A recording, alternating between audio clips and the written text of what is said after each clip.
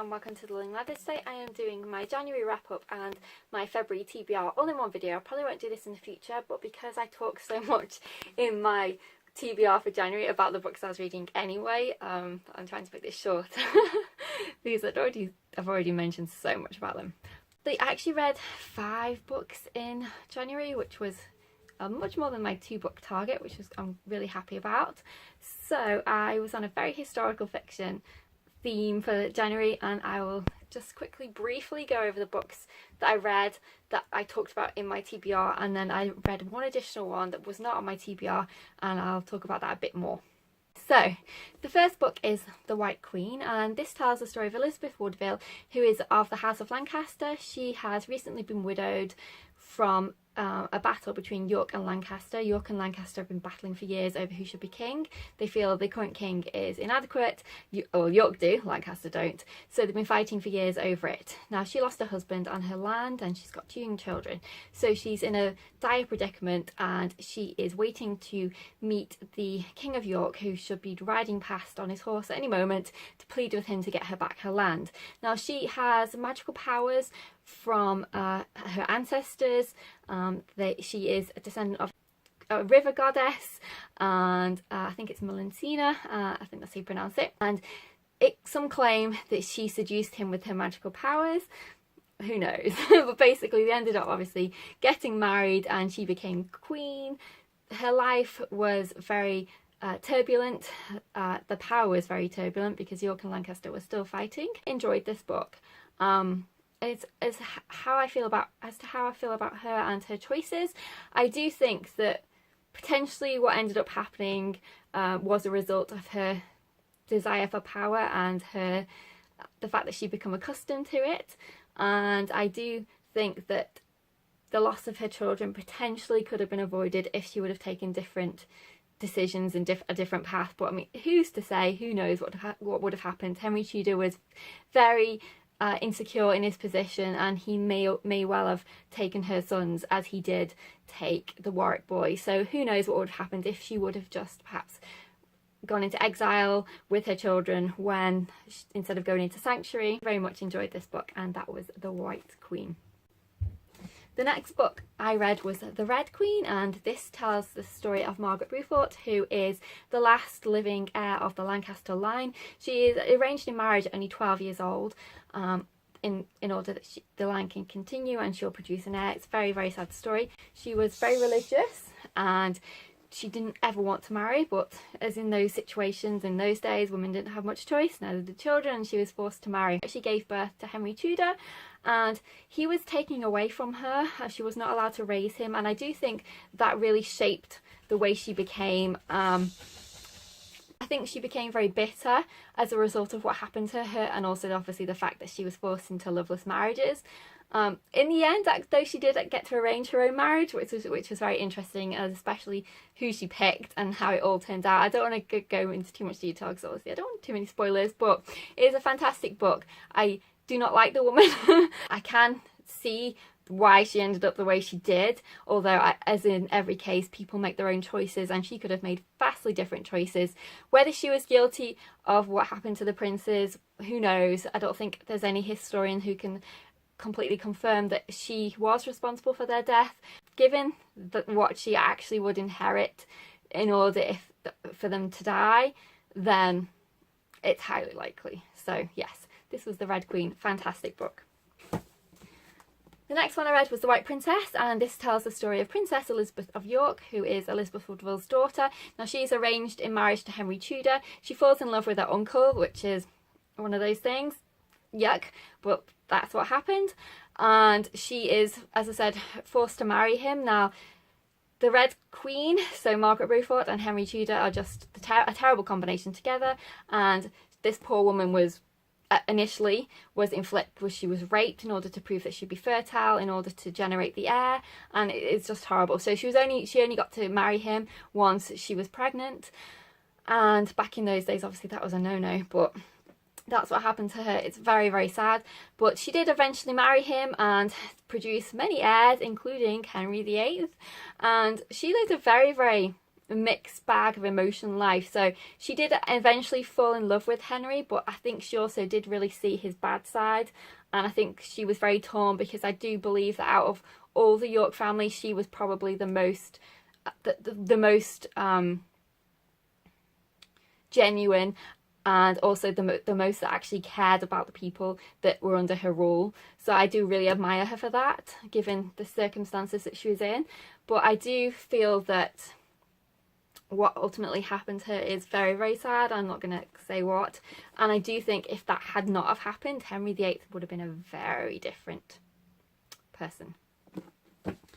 The next book I read was The King's Curse by Philippa Gregory. I didn't think I'd finish it, but this out of all of them was probably one of my favourites that I read in January. I do love them all, but I did particularly like this. And the reason I finished it was because I just couldn't stop reading it. I was just in my free time, obviously. It was just amazing. So this tells the story of Margaret Pole, who is Elizabeth the Queen's lady-in-waiting. Now, once Arthur was born, which was Elizabeth and Henry's first son, he was obviously going to be king, and she was sent away with him to mould him and prepare him, along with her husband, to be the future king. And she did an absolutely amazing job, and from the sounds of it, Arthur was an absolutely lovely boy. Her tale twists when her husband dies, and Arthur's died as well, and Catherine, which is Arthur's wife, is left as a princess alone. Now, she conspires with Catherine to marry Henry Tudor, and the only way they can do that is to say that Arthur and Catherine were never together in terms of intimately. So she goes along with the lie, and that's how Catherine and Henry do eventually get married. But that lie is something that I think was ultimately her doom, to be honest. And well, it was her doom, to be honest. And goes through some extremely hard times in this book. She loses her husband. Henry turns against her because of her love for Catherine, and she's very poor. She has to make some very, very tough sacrifices, which no mother should ever have to make. And this just continues on with her life, how she goes back up in fortune and then comes tumbling back down again. And when I finished the last page of this book, I just was speechless. What eventually happened to her is beyond words and should never ever have happened. You have to read The King's Curse. And the other thing they talk about, obviously, is the curse that was cast on the Tudor family. Well, not the Tudor family, but obviously it implies it ended up being the Tudor family. The curse that Elizabeth Woodville and her daughter made was against whoever killed the young princes, and it would be that they would lose all their male heirs and their line would eventually die. As we know, Catherine of Aragon could never conceive a boy, and if she did, she would always end up having a miscarriage or a stillbirth. She only ended up actually producing one. She only ended up producing one heir, which is a terrible way to call someone's life, but she only ended up having one living child. So you could say maybe that was the curse. I mean, I don't know. But the Tudor line did eventually die, so was that natural? Was that a curse? Who knows? It's very sad either way, because an awful lot of children died and an awful lot of people got hurt because of that. So definitely recommend The King's Curse. Now, the final book I read was The Cruel Prince by Holly Black. This was not on my TBR, but when I received it in my Fairy Loot box, which I got for Christmas, I had to read it because I was so excited to read this book. And when I got it, it had to be done. And I read it in a day and a half. So if you think that I only read during the evening when my daughter's in bed, then you can tell how quickly I read that. The thing is, with these sorts of books, especially with young adult, I think, although they may seem quite big, the print is usually quite large, and they are quite a quick read compared to an adult, especially historical fiction book. So it's not really surprising that I read it in that short of time, but it is absolutely fantastic, with a caveat. So The Cruel Prince is about Jude, her sister Taryn, and her sister Livy. Now, they're all living in the human world and having a normal life when one day someone knocks on the door and assassinates her mother and her father. There's just the three of them left. She discovers then that her sister, which she probably already had an inclination about, is not human. She's half fae, half human, and she is taken along with the sisters back to fae to live with the assassin who killed her parents, who is actually her older sister's father. Very, very dangerous and terrible situation to be in. So they grow up in fae, and Taryn and Jude are actually twin sisters, but they are very different. Taryn is more a go along with everything type of girl, whereas Jude is a questioning type of girl, and she very much, I think, wants power because she feels powerless in the situation that she's in, because in fae humans are dirt basically, except the way her stepfather, well, I don't even know if you can call him that, her sister's father treats them, and he treats them very well, but again, I think he does have an underlying plan. So the story continues on with the introduction of Prince Cardan, and he is a member of the royal family of fae, and as far as Jude is concerned, she absolutely hates him and he hates her, and it's that kind of storyline which is not completely original, but I did very much enjoy it. The only thing I will say is, where's book 2? Because I did think the way she left it was very much what it was cut off at the wrong point, in my opinion anyway. So bring on book 2. I did really enjoy it. So obviously some of it was typical, but then at the other end, I loved the world that she created. I loved the fae that she created, the costumes, the atmosphere, everything about it. I really enjoyed it. So bring on book 2. I hope there is going to be one. Please tell me if there's not. I may just cry. No, I'm sure there's going to be. The way she left it, there has to be. So those were what I read in January. I did very much enjoy them all, some more than others. I think out of all of them, my favourite was The King's Curse.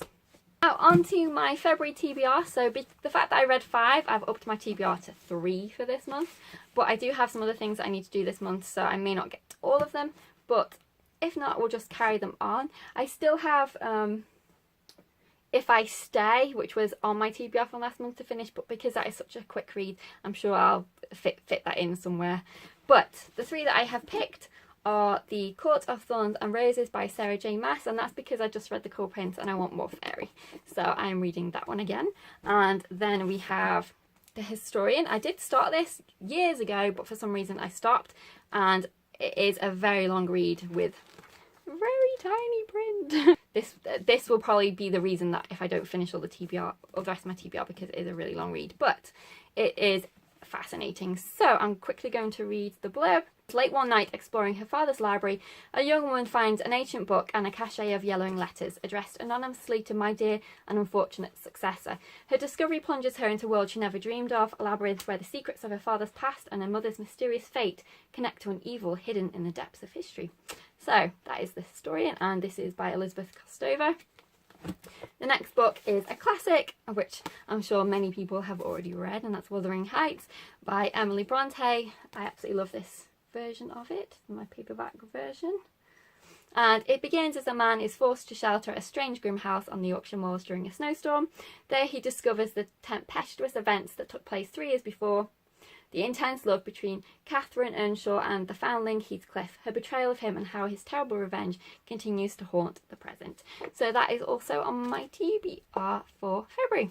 So thanks very much for watching this video. I hope when I do the video next month, the wrap-up video, I can talk a bit more about the books that I've just read, instead of what I did in January, where I talked most of them about them in the TBR. But anyway, I hope that gives you a summary of everything. I absolutely loved everything, and I'm looking forward to my February picks. Thanks so much for watching, take care, and I'll see you soon in the next video. Bye for now.